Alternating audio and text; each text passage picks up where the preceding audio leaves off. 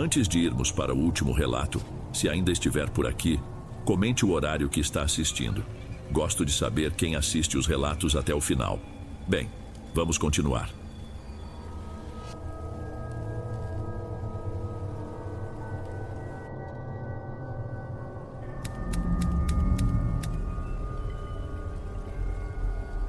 Boa noite, Dom. Meu nome é Samantha, eu tenho 27 anos. E o que eu vou contar aconteceu há uns 2 meses. Mas a sensação é de que o tempo se partiu. Parte de mim ainda está naquela noite. E a outra parte, a que está aqui agora, vive com o eco dela. Eu não sei se acredito em fantasma, em demônio, nessas coisas que o povo fala. Nunca fui de rezar muito, não como a minha mãe. Mas depois daquela noite, eu comecei a acreditar que existem coisas que a gente não entende e que o pior tipo de mal não é o que a gente encontra na rua, mas o que a gente acaba, sem querer, carregando para dentro de casa. Tudo na minha vida nos últimos 4 anos tem girado em torno de Mainha. Ela teve um AVC, um acidente vascular cerebral que deixou o lado esquerdo do corpo dela meio preguiçoso. Ela anda, fala, mas com dificuldade, como se o mundo tivesse ficado pesado demais para ela carregar. Antes disso, ela era a pessoa mais ativa que eu conhecia. Penso nela antes, e a imagem que vem é de um domingo de sol, uns anos atrás. A gente na praia de Itamaracá, ela com a saia florida amarrada na cintura, correndo para a água e rindo, me chamando, o cabelo preto ainda sem nenhum fio branco. Ela era movimento. Era risada alta, era o cheiro do cuscuz de manhã e do café passado na hora.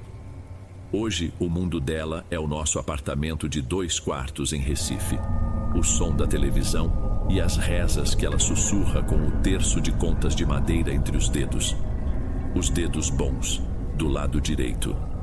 E por causa disso, eu me virei em 2, 3, quantas Samantas fossem necessárias. Minha rotina era uma maratona silenciosa que começava antes do sol nascer. A primeira Samantha era a filha. Acordava às 5, fazia o café, forte e amargo, e ia para o quarto dela. Mainha já estava acordada, olhando para o teto.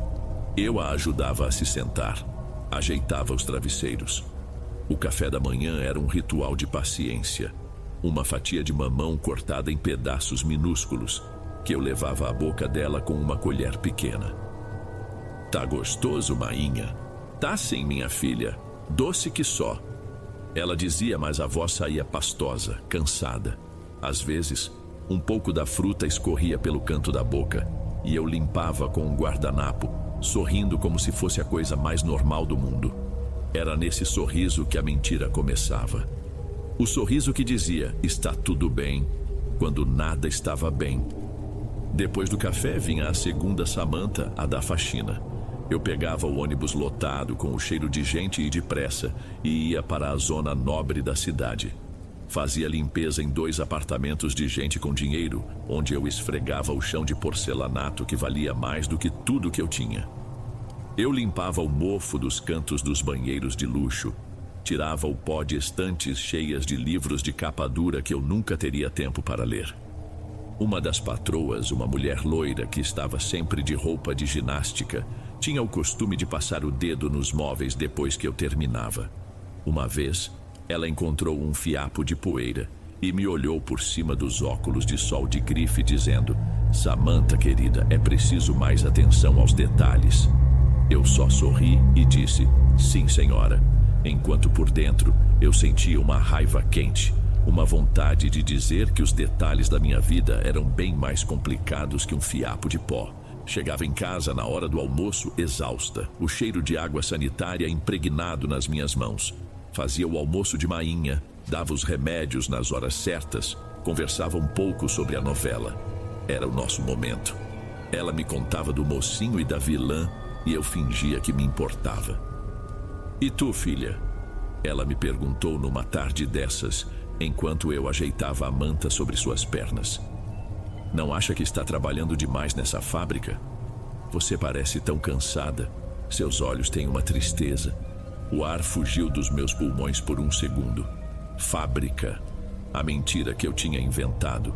Supervisora de turno noturno.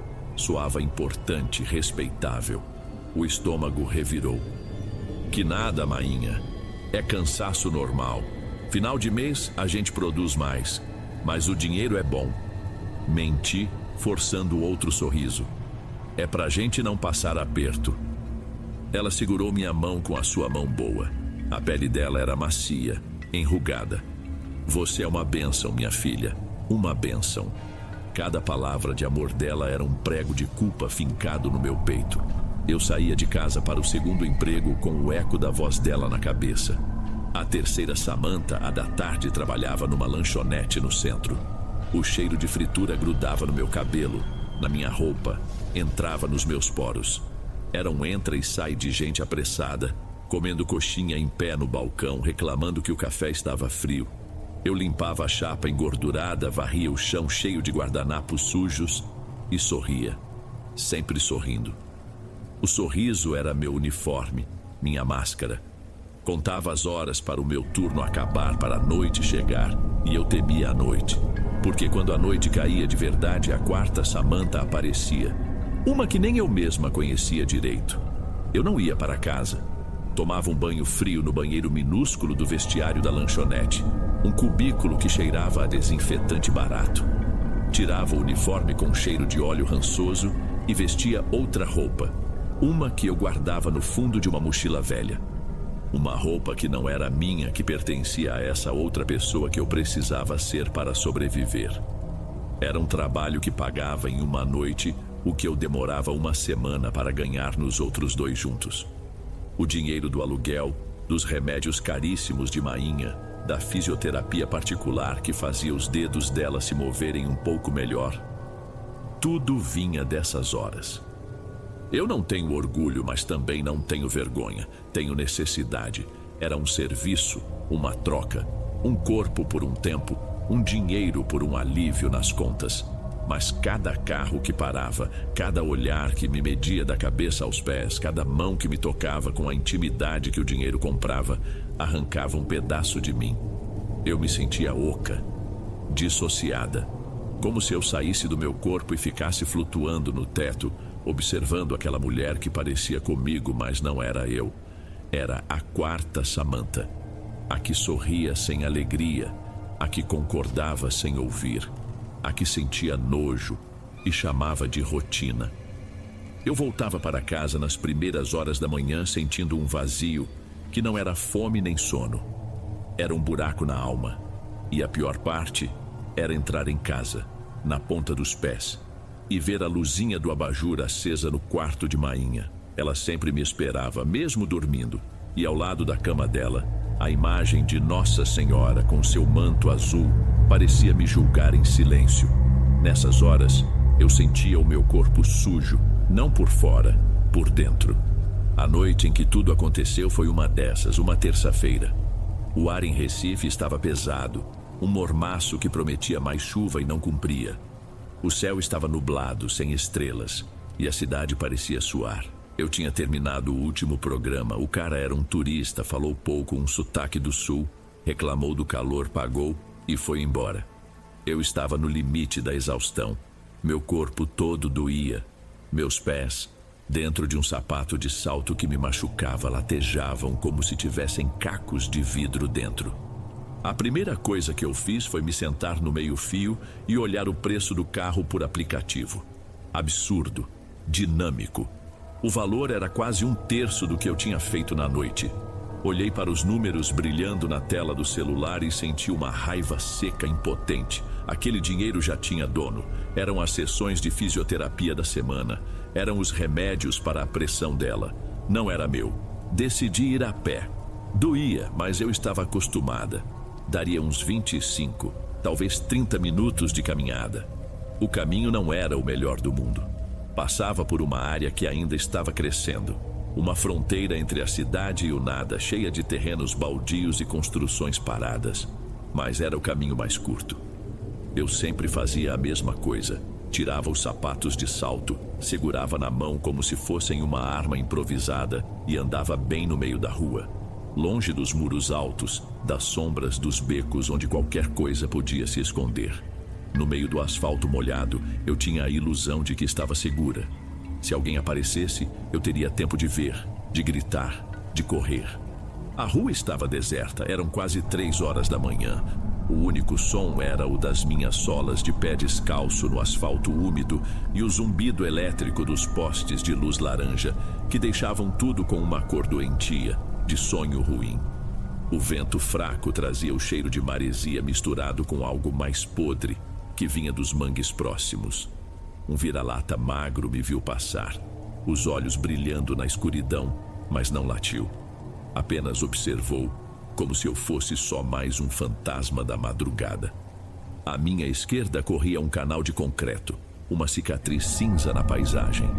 Desses que constroem para a água da chuva não empoçar e virar criadouro de mosquito. Não era muito fundo, mas era largo, e a escuridão dentro dele era total. Um preto denso que a luz dos postes não conseguia furar. A água que tinha sobrado da chuva do início da noite ainda corria ali, fazendo um barulho constante, um gorgolejo tranquilo.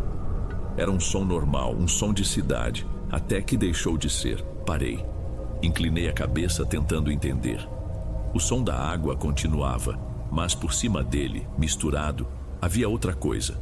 Um barulho estranho, meio úmido, borbulhante. Minha mente cansada tentou buscar uma explicação. Lixo. Um saco plástico preso na correnteza fazendo aquele som esquisito. Um cano entupido. Era isso, devia ser só isso. Mas não. O som tinha um ritmo, uma cadência que parecia intencional. Continuei andando mais devagar, os ouvidos atentos. E então a minha mente cansada começou a moldar o som, a dar um sentido a ele. Não era um objeto. Era um som que parecia um choro. Um choro baixo, abafado, como se viesse de debaixo d'água. Um gemido de criança fraco e desesperado. Meu corpo inteiro ficou tenso. Todos os perigos que eu conhecia eram humanos. Bêbados, malucos, ladrões. Eu sabia como lidar com eles, como correr, como gritar, como me defender. Mas aquilo era diferente. Meu primeiro pensamento racional foi um gato. Um bicho preso, se afogando. Mas não era miado. Quanto mais eu me concentrava, mais a sonoridade se tornava inconfundivelmente humana. E era uma criança. O que eu podia fazer? Seguir em frente, fingir que não ouvi, aumentar o passo e deixar o que quer que fosse para trás? Mas e se fosse uma criança de verdade que caiu ali? Uma criança que precisava de ajuda. Eu nunca me perdoaria. A imagem da minha mãe tão frágil veio à minha mente. E se fosse com ela? Com o coração batendo descompassado no peito, uma mistura de medo e responsabilidade, eu me aproximei da beira do canal. O cheiro subiu forte. Água parada, lodo e aquele odor adocicado de coisa podre. A iluminação da rua não chegava até o fundo. Era só um breu denso, um buraco negro. Tem alguém aí? Minha voz saiu mais trêmula do que eu queria. Quase um sussurro. Nenhuma resposta. Só aquele mesmo som. Aquele lamento borbulhante e rítmico. Engoli em seco. Abri minha bolsa e peguei o celular. A tela acendeu, iluminando meu rosto por um instante. Respirei fundo e liguei a lanterna. O feixe de luz pareceu fraco contra aquela escuridão toda. Apontei para baixo, varrendo o fundo do canal. A luz deslizou por cima do concreto sujo de limo, da água escura e... parou. Havia uma figura ali. Estava encolhida, de costas para mim. A luz da lanterna revelou um corpo pequeno, curvado sobre si mesmo, como se sentisse muita dor. Parecia uma menina, talvez de uns 6 ou 7 anos. Ela usava um vestidinho claro, de um tecido fino, agora todo sujo de lodo e de uma sujeira escura que parecia graxa. O cabelo, escuro e comprido, grudava nas costas e no pescoço. Ela tremia, e o som vinha dela. Um choro que não era um choro de verdade, era mais um soluço contínuo e molhado. A água ao redor dela estava parada, estranhamente imóvel.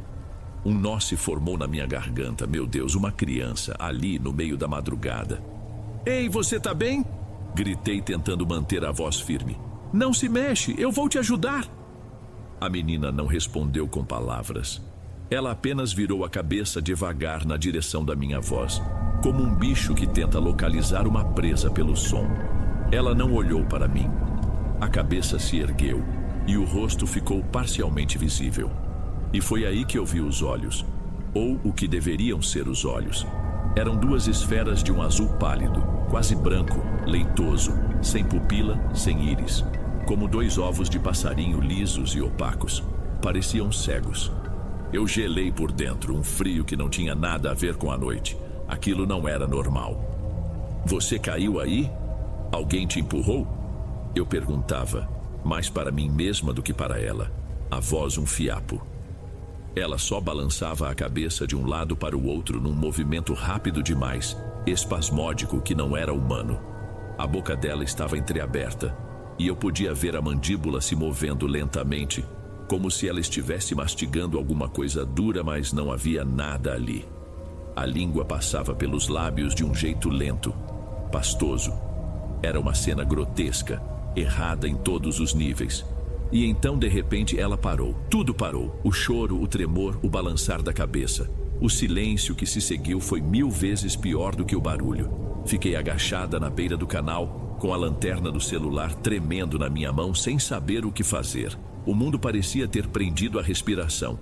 E ela se moveu. Ela se virou para a parede de concreto do canal e começou a subir. Não era como uma pessoa escala. Não havia esforço, não havia procura por apoio. As mãos e os pés pareciam se colar na parede e o corpo era impulsionado para cima num movimento fluido e antinatural, como um inseto, como uma aranha, lento, constante, silencioso, sem um único ruído. Eu me arrastei para trás sem conseguir desviar o olhar. Meu cérebro gritava para eu correr, para eu desaparecer dali, mas meu corpo estava paralisado, pregado no chão. Ela subia, subia, até que a cabeça dela despontou na beirada da rua bem na minha frente. A luz da minha lanterna bateu em cheio no seu rosto. E eu vi de verdade, e a imagem se queimou na minha mente para sempre. A estatura era de uma criança, o vestido era de uma criança, mas o rosto não pertencia àquele corpo. A pele, enrugada e amarelada, cheia de sulcos, parecia antiga demais, esticada sobre um crânio pequeno. Era a face da morte num corpo que mal começara a viver. O ar sumiu dos meus pulmões. O grito ficou preso na minha garganta. Um ganido mudo. Eu me levantei de um salto com os sapatos de salto ainda na mão. Ela terminou de sair do canal, o movimento liso e horripilante, e ficou de pé no asfalto a uns 5 metros de mim. O vestido imundo pingava uma água escura e fedorenta no chão. Dei 2 passos para trás, sem coragem de virar as costas. O instinto animal dizia para não mostrar a minha nuca. O que você quer? A pergunta saiu como um sussurro rasgado. Ela não respondeu. Apenas inclinou a cabeça para o lado com aquele mesmo movimento rápido e quebrado de antes. E então, ela deu um passo na minha direção. Depois outro. E num instante, a postura dela mudou. O corpo se curvou para a frente, os braços finos pendendo como um animal prestes a atacar. E ela soltou um som. Não era o choro de antes. Era um chiado agudo e grave ao mesmo tempo. Um som que parecia vir da garganta dela e de todos os lugares ao redor. Um som que arranhou o silêncio da noite. Naquele momento a paralisia se quebrou. Eu soltei um grito seco e me virei para correr. Corri como nunca tinha corrido na vida, com os sapatos na mão e o terror me dando uma força que eu não sabia que tinha. Eu não olhava para trás, mas eu a sentia. Eu ouvia os pés dela, chap, chap, chap, no asfalto molhado, um ritmo rápido, desumano, que se aproximava assustadoramente. Eu sentia a presença dela nas minhas costas, um frio que não era do ar da noite. Eu pensava em Mainha no rosto dela e corria. Corria pela minha vida. E então senti o impacto. Um peso morto se chocou contra as minhas costas, me jogando para a frente. Não era como o abraço de uma criança. Era pesado, denso, frio. Braços finos e duros como galhos secos se enrolaram em volta do meu peito, me apertando com uma força inacreditável, me roubando o ar. O cabelo dela, molhado e cheio de lodo, roçou no meu pescoço, e um cheiro de terra úmida e decomposição invadiu meu nariz, me fez engasgar. Eu gritei, um grito de puro pavor animal, um som que eu não sabia que era capaz de fazer. Eu me debatia, tentando me livrar daquele peso. Em desespero, me joguei contra o muro de uma casa em construção à minha direita. O impacto do meu corpo contra a parede chapiscada foi forte. A textura áspera do cimento arranhou minhas costas e meus braços. Bati uma vez, 2, 3, com toda a força que eu tinha, tentando esmagar o que quer que estivesse agarrado a mim. O aperto não afrouxava. Eu só sentia aqueles ossos duros cravados nas minhas costelas, o peso me sufocando. Me solta! Socorro! Alguém me ajuda! Foi quando 2 sombras surgiram no final da rua. 2 homens. Eles vinham correndo na minha direção, gritando alguma coisa que eu não entendia. A luz de uma lanterna de celular dançou na minha direção. Por um instante pensei que eles também estivessem vendo, que tivessem vindo me salvar daquela coisa. Um deles, um cara mais forte de camisa de time de futebol, me segurou pelos ombros, a voz firme. Moça, calma, pelo amor de Deus, para com isso, você vai se machucar. O outro, mais magro, com roupa de trabalho, apontou a lanterna para as minhas costas, para o muro, para todos os lados. Parar com o quê? Tira ela de cima de mim, tira! Eu gritava, chorando, me debatendo, ainda sentindo o peso nas minhas costas. O homem que me segurava me virou de frente para ele, me sacudindo levemente para que eu o encarasse. Moça, olha para mim, olha, não tem ninguém aqui. Eu olhei para ele confusa, o cérebro em curto-circuito. Olhei por cima do ombro dele, para o muro. Olhei para a rua vazia. A única coisa ali éramos nós 3, sob a luz laranja dos postes. O canal estava silencioso. A rua estava deserta. Não havia menina. Não havia rosto de velha, não havia nada. Aquelas palavras me atingiram com mais força do que o muro, sozinha. Eu estava me batendo na parede, sozinha. Meu olhar desesperado varreu o asfalto. Onde eu tinha caído, onde ela tinha ficado de pé, tudo estava seco. Nenhum pingo de água suja, nenhum sinal de lodo. Olhei para os meus braços. Estavam arranhados, sangrando em alguns pontos por causa do atrito com o cimento áspero. Minhas costas ardiam terrivelmente. As luzes das casas começaram a se acender. Uma senhora de camisola apareceu na janela e gritou: "O que vocês estão fazendo com a moça? Deixem ela em paz." "A gente só está ajudando, minha senhora", um dos homens respondeu. Eu, ainda tremendo, só consegui dizer que tinha passado mal, que tive uma crise de pânico. Eles me ajudaram a chamar um táxi. Durante todo o trajeto até em casa, eu fiquei encolhida no banco de trás, sentindo um frio que não passava. Eu ainda sentia o peso fantasma nas minhas costas, o cheiro de lodo no ar do carro. O taxista me olhava pelo retrovisor com desconfiança. Entrei em casa em silêncio absoluto. Mainha dormia, o terço na mão. Fui para o meu quarto e me deitei na cama de roupa e tudo, com a luz acesa. Não consegui dormir. Cada sombra no quarto parecia se contorcer. Cada barulho da rua era o som daqueles pés no asfalto. Na manhã seguinte, me olhei no espelho e vi os arranhões nas costas e nos braços. Eram reais. A dor era real. Naquele mesmo dia eu tomei uma decisão. Fui até o quarto, olhei para a Mainha dormindo e desabei num choro silencioso. Eu não podia mais. Aquele dinheiro não valia a minha alma, não valia a minha sanidade. Liguei para a lanchonete e pedi demissão. Nunca mais voltei àquela rua, nunca mais trabalhei à noite. Arrumei um terceiro emprego de madrugada, limpando o chão de um supermercado.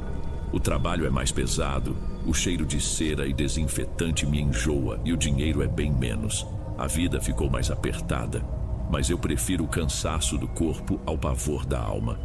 Mas a história não acaba aí, porque o problema é que eu acho que eu não deixei a menina do canal para trás.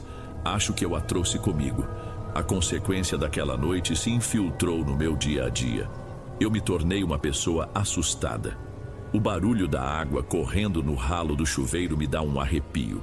O choro de uma criança na rua me faz ter uma crise de ansiedade e eu desenvolvi um medo profundo de reflexos.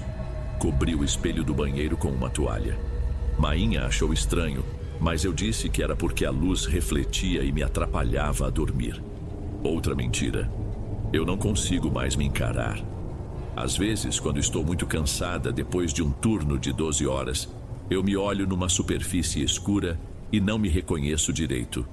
Meu rosto parece mais velho, mais sulcado. Meus olhos mais fundos. Aconteceu de novo na semana passada. Eu estava na sala, a televisão desligada e Mainha dormia no quarto dela. A casa estava em silêncio, só se ouvia o zumbido da geladeira. Eu estava sentada no sofá, apenas existindo, exausta demais para pensar. Olhei para a tela preta da TV e vi meu reflexo. E por um segundo, que pareceu durar uma eternidade, o rosto que me olhou de volta não era o meu. Era um rosto envelhecido, com a pele repuxada e amarelada, cheia de vincos. E os olhos eram duas esferas pálidas, leitosas, vazias. O reflexo na tela inclinou a cabeça com aquele mesmo movimento rápido e quebrado. E então a boca sem lábios se curvou num sorriso lento, um sorriso que não alcançou os olhos mortos. Eu dei um grito e caí para trás do sofá, o coração disparado, batendo na garganta. Quando criei coragem para olhar de novo por cima do estofado, era só eu, Samantha, 27 anos, com uma cara de pavor, mas a imagem ficou gravada na minha cabeça, o sorriso.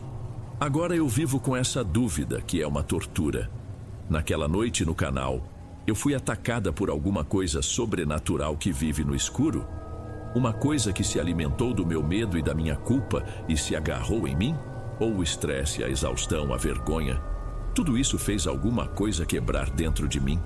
Será que a criatura que eu vi era só o reflexo da feiura que eu sentia por dentro? O rosto de uma velha num corpo jovem. Não é assim que eu me sentia todos os dias? Gastando minha juventude para sustentar uma mentira. Eu não sei a resposta, e é esse o verdadeiro terror.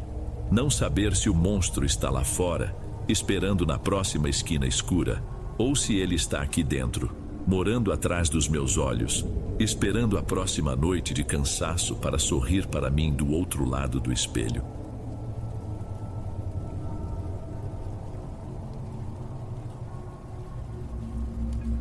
Antes de irmos para o próximo relato, se você é novo por aqui, não se esqueça de se inscrever no canal e ativar o sininho para receber as próximas histórias. Sua presença é importante e seu apoio é essencial. Bem, vamos continuar.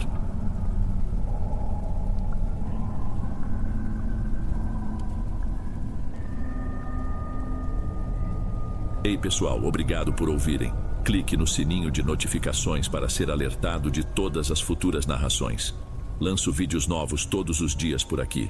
Espero te ver nos próximos. Agora na tela vou deixar outros 2 bons vídeos que sei que irão gostar. Te vejo por lá.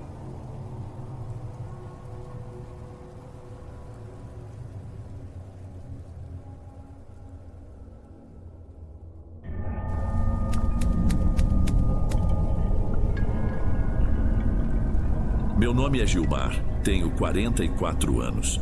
A vida já me deu umas rasteiras, mas a gente levanta, sacode a poeira e segue em frente. Não é o que dizem? O problema é que tem poeira que não sai. Tem sujeira que gruda na alma, que a gente carrega para sempre. O que eu vou contar aconteceu há uns 3 anos aqui em Campo Grande, mas até hoje, quando o silêncio da noite fica muito grande, eu escuto. E eu sei que não é coisa da minha cabeça. Pelo menos, eu rezo para que não seja. Eu não sou daqui. Vim de uma cidade pequena no interior do estado, daquelas em que todo mundo conhece todo mundo. Vim para a capital por necessidade, a pior de todas, a saúde de uma filha. Minha filha, Sara, com 8 anos na época, quase se foi. Uma infecção que os médicos não achavam o que era, que foi comendo o corpo dela por dentro. Foram meses de hospital, de UTI, de noites em claro numa cadeira de plástico do lado de fora, ouvindo o bip das máquinas e pedindo a Deus para não deixar aquele som parar. Minha esposa, Vilma, ficou lá, uma rocha. Não saiu do lado da nossa menina 1 minuto sequer. E eu vim para cá, para a cidade grande, para lutar, para conseguir o dinheiro que a gente não tinha, para pagar os remédios que o Sistema Único de Saúde não cobria, para garantir que a Sara tivesse uma chance. Graças a Deus ela se salvou. Hoje ela é uma moça com 11 anos, saudável, corre, briga com o irmão mais novo, vai para a escola. A voz dela no telefone É a música mais bonita do mundo para mim. Mas aquela época deixou uma dívida em mim. Uma dívida que não é de dinheiro. É uma dívida de presença. Cada centavo que eu ganho, eu mando para eles. Cada coisa que eu faço, cada risco que eu corro, é pensando neles. E foi por isso que eu entrei nesse ramo de entregas. Não é entrega de aplicativo de comida, não. É um serviço mais informal. Sem nota, sem registro, sem pergunta. Trabalho por conta própria. Tenho um Fiat Fiorino, um furgãozinho branco, guerreiro, que já viu mais canto escuro desta cidade do que muito policial. A maioria dos clientes prefere receber à noite. Quanto menos gente vir à movimentação, melhor. Às vezes é um pacote pequeno, às vezes são caixas grandes. Dizem que é roupa do Paraguai, peça de celular eletrônico. Eu não pergunto. Meu trabalho é pegar no ponto A e deixar no ponto B. O que tem dentro não é da minha conta. No começo eu fazia tudo sozinho, mas o medo era um companheiro constante. Não o medo de ser assaltado, esse a gente aprende a manejar. É um medo diferente, o medo do silêncio, da solidão. O medo de acontecer alguma coisa num beco sem saída às 2 da manhã e ninguém nunca mais me achar. Foi aí que eu conheci o Antônio. Ele é conterrâneo, veio pra cá mais ou menos na mesma época que eu. A gente dividiu uma kitnet por uns meses, até eu conseguir me ajeitar. O Antônio é mais novo, mais medroso, mais supersticioso, eu diria. Mas é gente boa, trabalhador. A gente começou a fazer as entregas juntos. Um ia dirigindo, o outro ficava de olho. A gente dividia o lucro e o medo. Ficou mais fácil. Nosso ponto de encontro muitas vezes era uma lanchonete 24 horas que vendia chipa e sopa paraguaia. O cheiro da comida me lembrava de casa, de festa de família. A gente sentava ali no meio da madrugada com o cheiro de milho e queijo no ar e planejava a rota. E aí, seu Gilmar, qual a boa de hoje? Ele sempre perguntava com aquele sotaque do interior que nem ele nem eu perdemos. Tem uma entrega lá para os lados do aeroporto e outra num prédio no centro. A do centro paga melhor. Eu respondia, olhando o mapa no celular. Eu moro numa kitnet alugada, um cômodo só que serve de quarto, sala e cozinha. É pequeno, mas é o que eu posso pagar. As paredes são finas. Eu escuto a vida dos vizinhos, a televisão, a criança chorando. Mas a maior parte do tempo, o que eu escuto é o silêncio, a solidão.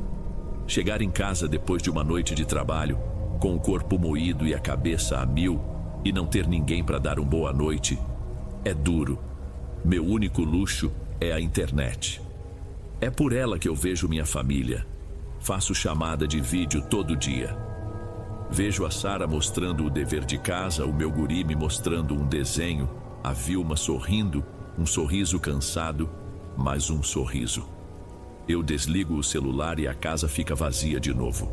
O silêncio volta, pesado. É nessa hora que a gente pensa besteira. Pensa se vale a pena. Mas aí eu olho a foto deles, da Sara sorrindo com a janelinha na boca, e eu sei que vale. Cada segundo vale. O problema é que nesse nosso trabalho a gente lida com todo tipo de gente. E a gente acaba vendo coisas. Coisas que a gente preferia não ver. E às vezes, essas coisas vêm junto com a gente para casa.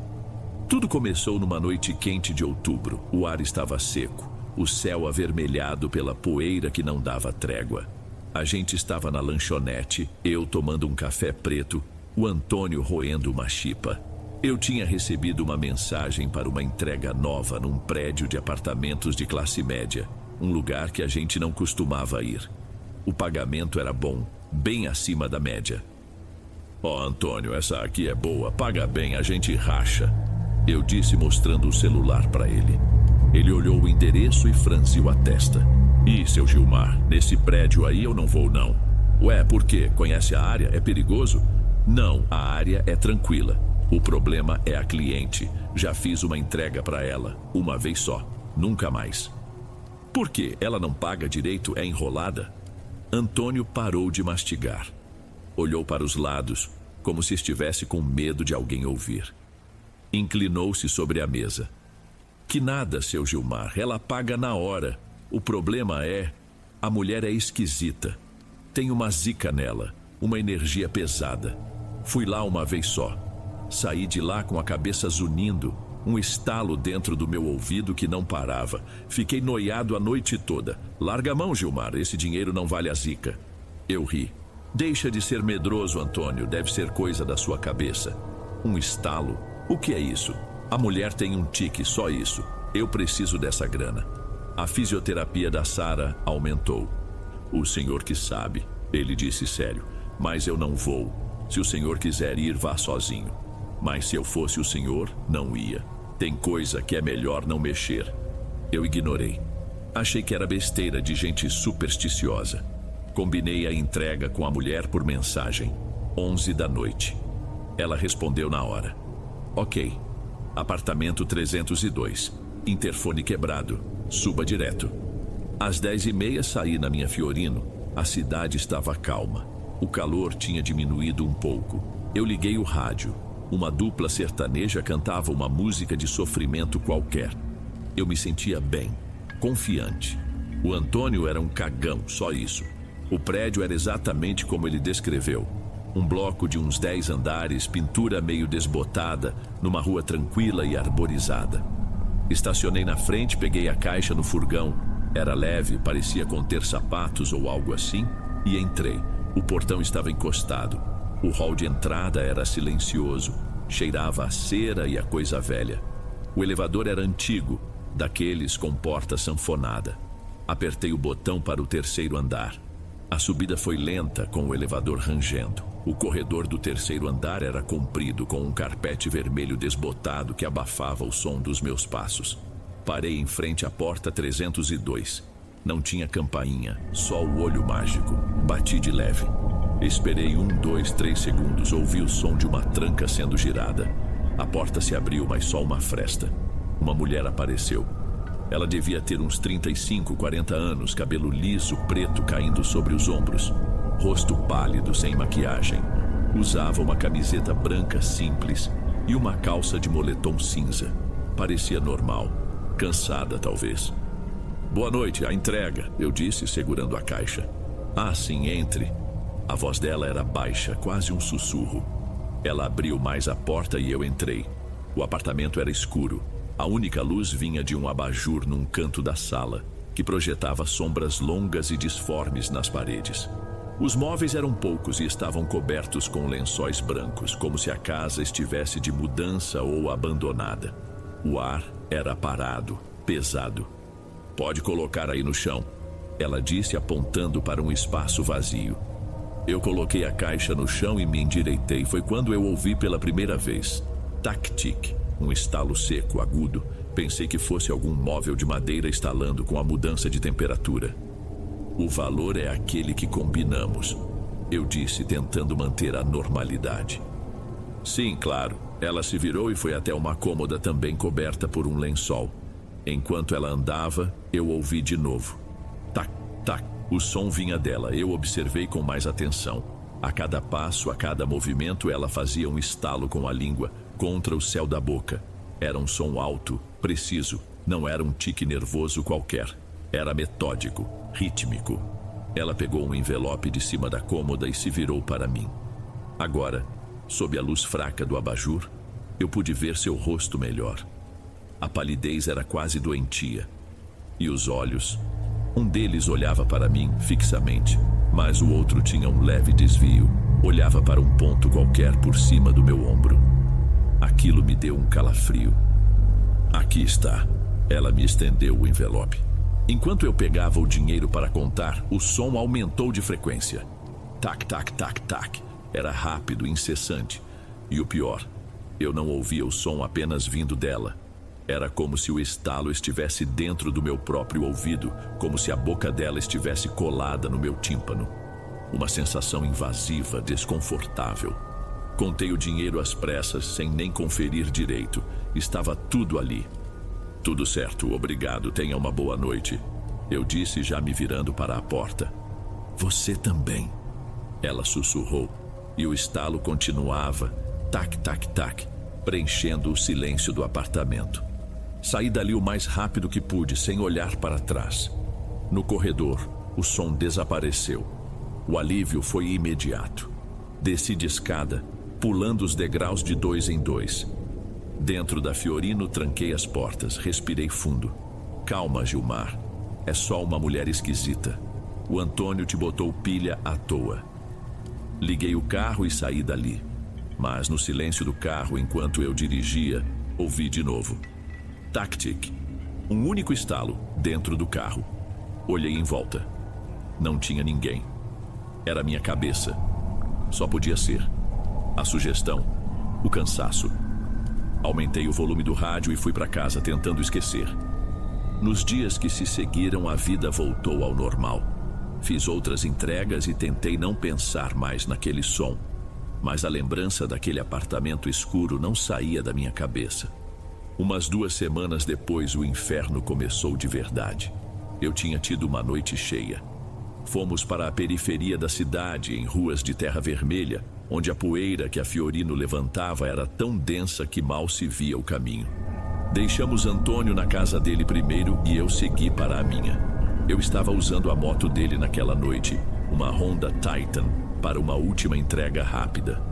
Era tarde, umas 2:30 da manhã. Eu retornava por uma avenida larga e mal iluminada que corta um descampado. Não havia mais ninguém na rua. Só eu, a moto e o zumbido do motor. Foi quando eu olhei pelo retrovisor. Havia uma sombra atrás de mim. Não era a sombra da moto nem de um poste. Era uma silhueta escura com formato de gente correndo no meio da rua. E estava vindo na minha direção. Rápido. Eu acelerei a moto. Olhei de novo. A sombra continuava lá, mantendo a mesma distância. Corria de um jeito estranho, desengonçado, mas com uma velocidade que não era humana. Eu estava a cerca de 80 km por hora e ela me acompanhava sem esforço. O pânico começou a subir pela minha garganta. O que era aquilo? Uma ilusão de ótica? O cansaço me pregando uma peça?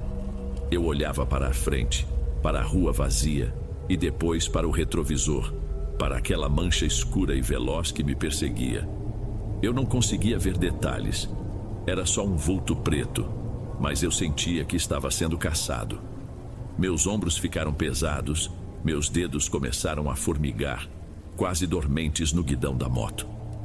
Continuei acelerando desesperado para chegar à parte mais movimentada da cidade. Quando as luzes de um posto de gasolina apareceram à distância, eu olhei uma última vez pelo retrovisor. A sombra tinha sumido. Como se o próprio estalo tivesse se materializado apenas para me perseguir e, cumprida a intenção, retornado ao silêncio. Cheguei em casa tremendo. Tranquei a porta, verifiquei as janelas. Não contei a ninguém. Como eu explicaria uma coisa daquelas? Eu mesmo não entendia. O verdadeiro terror veio na noite seguinte. Eu estava em casa, deitado na cama, tentando dormir. O cansaço era tanto que meu corpo todo doía. A casa estava em silêncio absoluto. Foi quando eu ouvi. Tac-tic. O som veio da parede ao lado da minha cama. Um estalo seco, leve. Fiquei imóvel, de olhos abertos na escuridão, os ouvidos atentos. Tac, tac, vinha de dentro da minha casa. Meu coração começou a bater mais forte. Levantei devagar, sem fazer barulho. O som continuava ritmado, calmo. Tac, tac, tac. E eu reconheci. Era o mesmo som, o mesmo estalo da língua daquela mulher. O medo era um gelo que subia pela minha espinha. Peguei um copo de vidro grosso na cozinha, a primeira coisa que vi que poderia servir como arma. Fui andando na ponta dos pés pela casa. O som parecia vir do quartinho dos fundos, um cômodo que eu não usava, onde eu guardava umas caixas velhas e tralha. A porta estava encostada. O som vinha de lá de dentro. Com a mão tremendo, empurrei a porta. O quarto estava mergulhado na escuridão. Um frio estranho saiu de lá, um ar gelado que não condizia com o calor da noite. E o som estava mais alto ali dentro. Tac, tac, tac, tac. Forcei a vista na penumbra e vi. Num canto do quarto, de costas para mim, havia uma sombra. Uma figura escura, encurvada. E era alta. As pernas eram compridas demais, desproporcionais, dobradas de um jeito que não era natural. A coisa balançava lentamente para frente e para trás, como se estivesse respirando fundo. E a cada balanço, o som. Tac-tic. O grito morreu na minha garganta. Eu dei um pulo para trás e corri para o interruptor na parede da sala. Acendi todas as luzes que consegui, a da sala, a da cozinha. A casa ficou clara. O estalo acelerou, ficou enlouquecedor, rápido, vindo de todos os lugares ao mesmo tempo. Era uma tortura sonora. Peguei uma faca de pão, a maior que eu tinha, na gaveta da cozinha. O medo tinha se transformado em raiva, em desespero. Eu não ia ficar acovardado dentro da minha própria casa. Voltei para a porta do quartinho, decidido a enfrentar o que quer que fosse. Respirei fundo e entrei no quarto de uma vez com a faca em punho. Não havia nada. O quarto estava vazio, as caixas no lugar, a janela fechada e o som tinha parado. O silêncio era total, pesado. Fiquei ali, parado, tentando entender. Teria eu imaginado tudo aquilo? E quando eu me virei para sair, ao cruzar o batente da porta, eu senti. Não foi um toque, foi uma pressão. Como se um lençol pesado e gelado tivesse sido jogado sobre mim. Minha visão ficou turva. Os sons do mundo sumiram, abafados. Meu peito se apertou. Eu não conseguia respirar. Era como se algo estivesse me esmagando, entrando em mim. Durou só alguns segundos, mas pareceu uma eternidade. Eu caí de joelhos na sala, ofegante, a faca caindo da minha mão e batendo no chão com um barulho metálico. Passei o resto da noite sentado no sofá com a faca ao lado e todas as luzes acesas, olhando para a porta escura do quartinho, esperando o sol nascer. Depois daquela noite, a mulher nunca mais pediu uma entrega. Mandei uma mensagem por curiosidade alguns dias depois. A mensagem nunca chegou. O número não existia mais. Algo me dizia que ela não tinha simplesmente viajado ou trocado de contato. Algo me dizia que, de alguma forma, ela não estava mais lá. A sombra, o estalo, tudo aquilo parecia ligado a ela. E agora, parecia ligado a mim. Contei tudo para o Antônio. Ele me ouviu em silêncio, o rosto pálido. Não riu, não me chamou de louco. Ele acreditou. Reza, Gilmar, benze tua casa. Essas coisas existem. Gente ruim, gente sofrida atrai encosto. E no nosso trabalho a gente mexe com muita gente assim. Às vezes o encosto cansa do dono antigo e procura um novo. Um que se move mais, que visita mais lugares, como nós. Eu não sei se acredito nisso. Tento me agarrar à explicação lógica. Estresse, cansaço, minha mente me pregando peças, paralisia do sono. Mas tem uma coisa que não me deixa acreditar nisso. Uma coisa que ficou comigo. A sombra não apareceu mais. A sensação de peso não voltou. Mas o estalo não foi embora. Não é toda hora. Ele vem quando estou muito cansado ou quando a casa fica silenciosa demais. É um som baixo, quase imperceptível. Um taque seco, dentro da minha cabeça. Não vem da parede, não vem de fora. Vem de dentro. Ontem à noite eu estava falando com a Sara por vídeo. Ela me mostrou um desenho que fez na escola. Um sol gigante e 3 bonequinhos de palito. Eu, ela e a mãe dela. Ela estava feliz, a voz cheia de vida. Eu sorri, o coração apertado de saudade e de amor. Disse que a amava mais que tudo no mundo e desliguei. O apartamento ficou quieto, o único som era o zumbido da geladeira. E no meio daquele silêncio perfeito eu ouvi. Tac! Um estalo solitário e nítido dentro do meu crânio. Fechei os olhos e pela primeira vez eu entendi. A mulher do apartamento 302 não era a fonte do som. Ela era só a hospedeira anterior. A zica, como o Antônio disse, tinha pulado.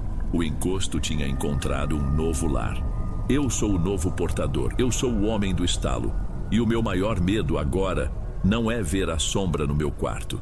É fazer uma entrega para alguém tão desesperado e solitário quanto eu, e no silêncio do carro, na volta para casa, essa pessoa ouvir um estalo pela primeira vez e pensar que é só coisa da cabeça dela. O meu medo é passar isso adiante.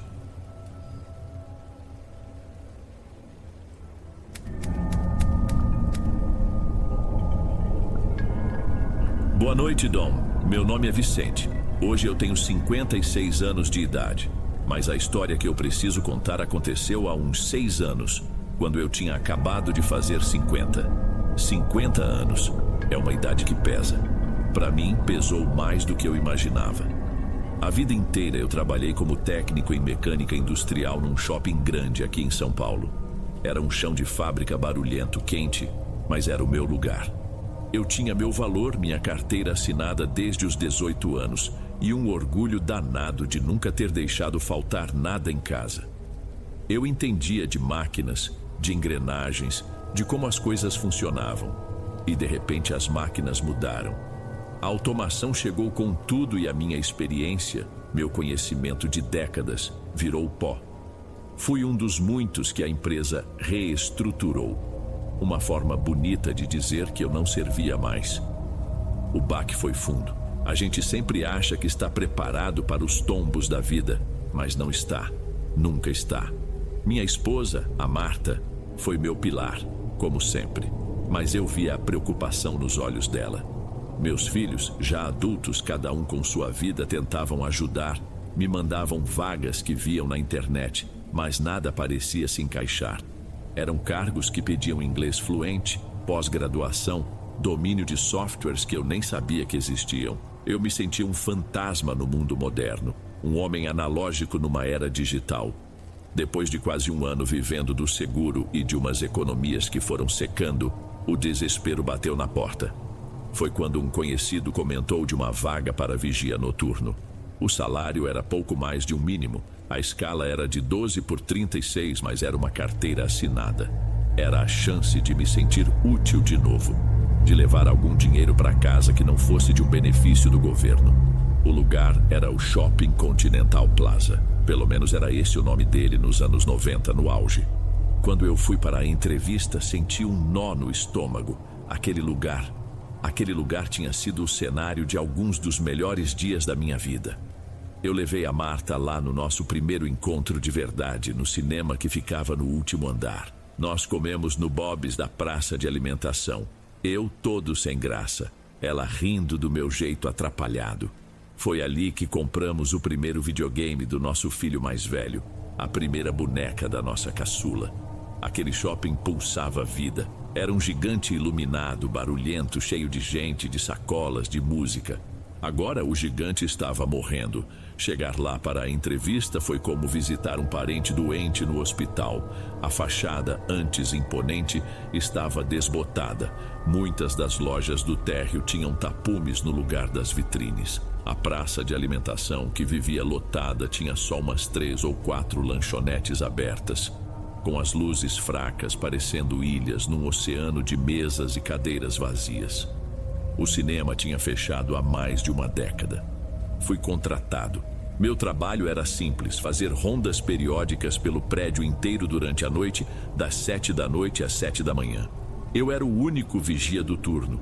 Antes eram 2, mas com o shopping cada vez mais vazio, cortaram custos. Recebi um radiocomunicador que chiava mais do que falava, uma lanterna potente e um molho de chaves que parecia pesar uns 5 quilos. Minha base era uma salinha minúscula perto da administração, com um monitor que mostrava as imagens de umas poucas câmeras ainda em funcionamento. As primeiras semanas foram de uma solidão que eu nunca tinha sentido. Era uma solidão diferente da de estar desempregado em casa. Em casa, eu tinha a Marta, o barulho da TV, a vida acontecendo lá fora. No shopping, era o silêncio. Um silêncio pesado, grosso, que parecia ter forma. Um silêncio preenchido apenas pelo zumbido distante de algum gerador e pelo eco dos meus próprios passos nos corredores de granito polido. Eu caminhava por aquelas alamedas escuras, iluminando as vitrines empoeiradas com a minha lanterna. Lojas que antes vendiam os sonhos de consumo da classe média paulistana, agora eram túmulos de manequins sem cabeça cobertos por um lençol de poeira. Em uma antiga loja de departamentos, ainda dava para ver a marca desbotada no carpete onde ficavam os caixas. Eu me lembrava de estar ali com a Marta escolhendo um presente de casamento. Aquelas paredes sabiam mais da minha história do que muita gente. E vê-las assim, abandonadas, Era como olhar para um retrato meu, envelhecido e esquecido numa gaveta. A dor da minha própria obsolescência estava impregnada em cada canto daquele lugar. O shopping e eu, a gente estava envelhecendo e morrendo juntos. Às vezes, quando a melancolia apertava, eu ligava para a Marta. Oi, amor, tudo bem aí? Tudo bem, Vicente. E por aí, tudo quieto? Tudo quieto até demais. Só eu e os fantasmas do que esse lugar já foi. A gente ria, mas era um riso sem graça. Os outros funcionários, o pessoal da limpeza e da manutenção, tinham suas histórias. Era a conversa de sempre em lugares assim. Diziam que as portas dos banheiros do segundo andar batiam sozinhas, que às vezes as luzes de um corredor inteiro piscavam sem motivo. Coisa de fiação velha, eu pensava. A história mais recorrente era a de Dona Cleide, uma senhora da limpeza que estava lá há uns 20 anos. Uma noite, quando eu estava chegando para o meu turno, encontrei com ela na saída dos funcionários. Ela parecia mais cansada que o normal. Tudo em paz, Dona Cleide? Tudo, seu Vicente, só o de sempre. O lugar falando sozinho. Falando? Ela parou, olhou para os lados como se conferisse se estávamos sozinhos e baixou a voz. O banheiro feminino lá do fundo, perto da ala que fecharam. Fui buscar meu material que tinha ficado lá. A porta estava trancada por dentro. Eu chamei, achei que era alguma cliente atrasada, mas ninguém respondeu. Quando eu estava para desistir, ouvi. Ouviu o quê? Uma musiquinha, parecia uma caixinha de música de criança. Bem baixinho, sabe? Uma melodiazinha boba. Fiquei ali parada, escutando. Depois de um minuto, parou. E a porta destrancou com um estalo. Eu abri devagarinho. Não tinha ninguém, nem sinal de ninguém. Eu agradeci, desejei bom descanso e fiquei ali, parado, vendo ela se afastar. Caixinha de música. Minha cabeça, claro, foi direto para uma explicação lógica. O som podia ter vindo de algum celular esquecido, um brinquedo velho que ligou sozinho, mas a imagem ficou comigo. As noites se arrastaram. Eu me acostumei com os estalos da estrutura do prédio, com o som do vento assobiando pelas frestas. Comecei a dar nome aos barulhos para não enlouquecer. O toque-toque era um duto de ar condicionado se contraindo. O arrastado era possivelmente algum rato nos forros. Mas então, comecei a ouvir coisas que não tinham nome. Passos, passos leves, quase um sussurro no piso do andar de cima, quando eu tinha certeza absoluta de que estava sozinho no prédio. Uma noite eu estava na minha sala, eram umas 2 da manhã. O cansaço me pegou e eu devo ter cochilado na cadeira por alguns minutos. Acordei com um pulo sem saber por quê. O coração batia um pouco mais forte. Decidi fazer uma ronda para despertar. Peguei a lanterna e saí.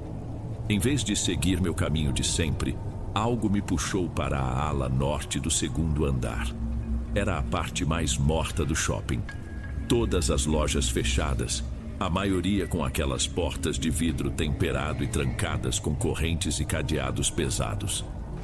O silêncio ali era ainda mais profundo.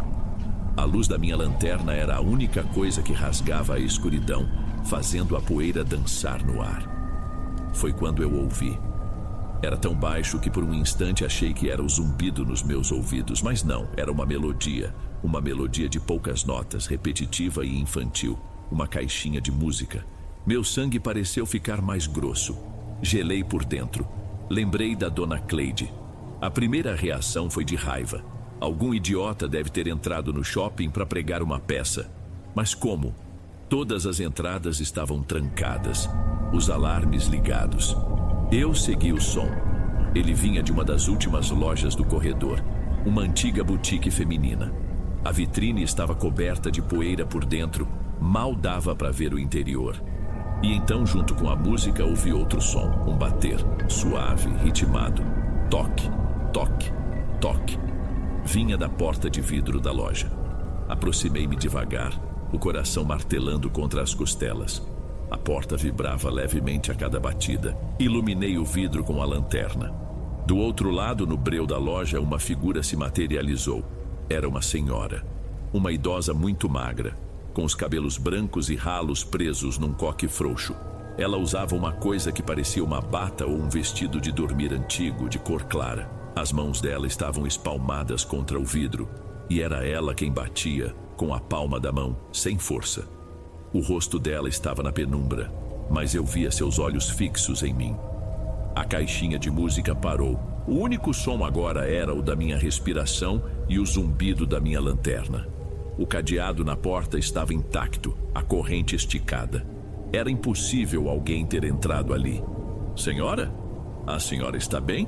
Como entrou aí? Ela não respondeu, apenas me encarou. O olhar dela era confuso, perdido.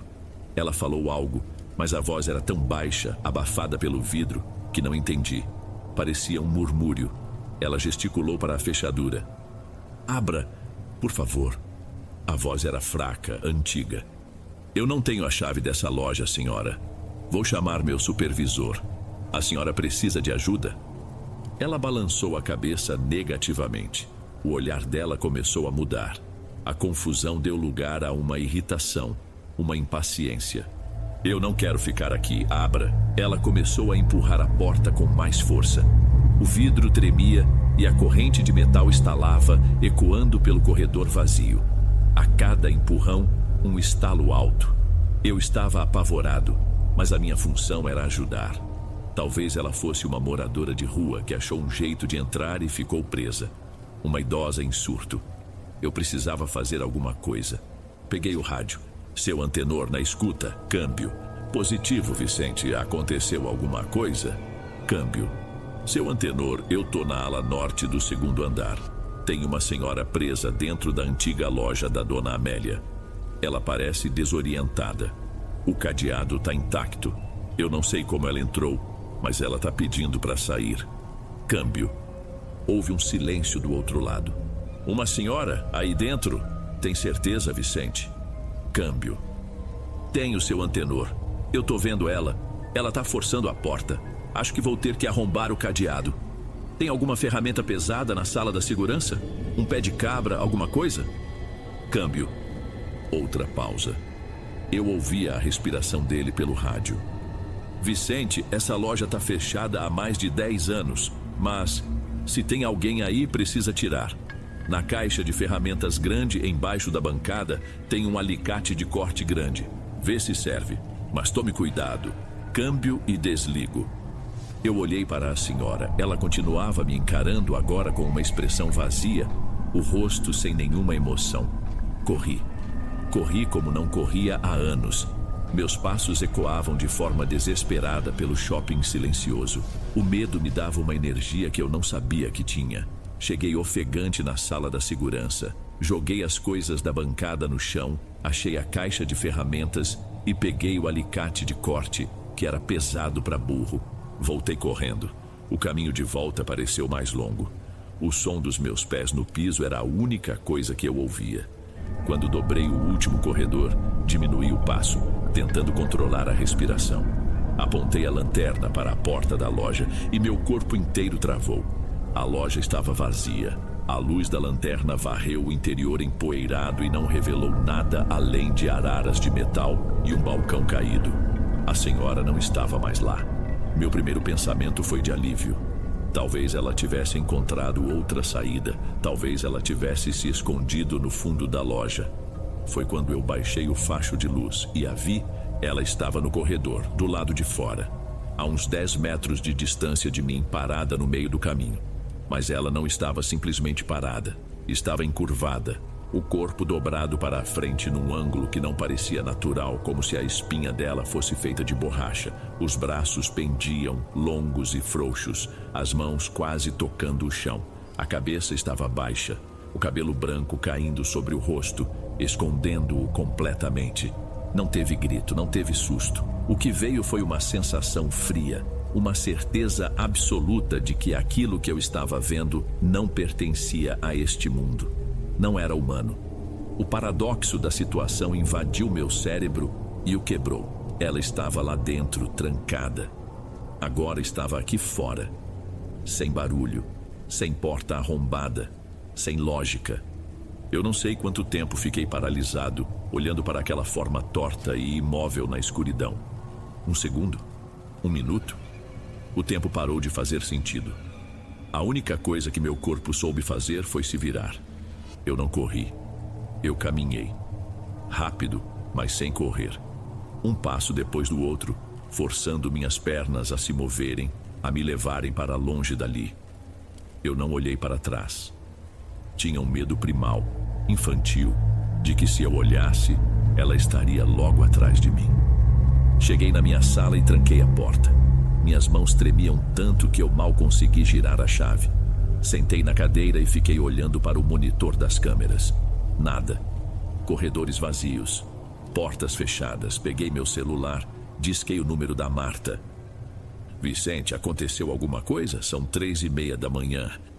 Não, amor, desculpa te acordar. Eu só queria ouvir sua voz. Eu precisava ouvir a voz de alguém vivo, de alguém real. Terminei meu turno trancado naquela sala. O sol nunca demorou tanto para nascer. Quando o dia clareou e o primeiro funcionário da limpeza chegou, eu me senti seguro para sair. Fui para casa com o corpo moído, a cabeça explodindo, tive febre o dia inteiro. Toda vez que eu fechava os olhos, a imagem vinha. A mulher encurvada no meio do corredor. O jeito que os braços dela pendiam, aquele silêncio. Eu não contei para a Marta, não contei para ninguém. Quem acreditaria? Diriam que eu dormi e sonhei. Que o estresse me pregou uma peça. E por dias eu tentei me convencer disso. Mas a sensação que eu tive no peito quando a vi não era de quem viu uma ilusão. Era a sensação de ter olhado para algo que não deveria existir. Mas a história não acabou ali. Depois de dias em febre e pesadelos, percebi que o medo havia se transformado numa obsessão doentia. O normal seria pedir demissão, nunca mais pisar naquele lugar. Mas eu não fiz isso. Algo mudou dentro de mim. Eu precisava entender. Nos meus dias de folga, eu passava horas na internet, pesquisando sobre o Continental Plaza. Histórias, notícias antigas, qualquer coisa. Depois de semanas cavando em arquivos de jornais digitalizados, eu encontrei uma matéria de um jornal local de uns 15 anos atrás. O título era "O fim de uma era. Lojistas tradicionais resistem à crise do Continental Plaza". A matéria falava sobre a decadência do shopping e entrevistava alguns dos donos de loja mais antigos. E lá estava ela, uma foto em preto e branco, de baixa qualidade, de uma senhora de coque, sorrindo atrás de um balcão. A legenda dizia: Amélia Guzmão, proprietária da boutique Amélia Modas, há 30 anos, afirma: "Daqui eu só saio morta. Esta loja é a minha vida." Amélia. O nome que seu antenor tinha mencionado no rádio. A antiga loja da Dona Amélia. Meu sangue correu frio. Continuei pesquisando e achei o obituário dela, de alguns anos depois da matéria. Tinha falecido em casa, de causas naturais, aos 82 anos, sozinha. A loja tinha sido fechada pela administração do shopping por falta de pagamento um pouco antes. Desde então, meu trabalho mudou. A ronda não é mais uma obrigação, é uma busca. Toda noite eu passo por aquele corredor. Às vezes, acho que ouço de novo a caixinha de música. Outras vezes, sinto um perfume adocicado e antigo no ar. Eu nunca mais a vi, mas eu continuo procurando. Eu ando por aqueles corredores escuros e sei que não estou sozinho. O shopping não é mais um espelho da minha dor. Agora ele é o lugar dela. E eu sou o vigia. Não das lojas, não do prédio. Eu sou o vigia da memória dela. E às vezes, na solidão da madrugada, eu me pergunto quem está mais preso aqui. Ela, em sua loja fantasma, ou eu, neste emprego, neste corpo de 56 anos, assombrado não só por um fantasma, mas pela certeza de que, no fim, todos nós corremos o risco de nos tornarmos obsoletos e esquecidos, apenas um eco num corredor vazio.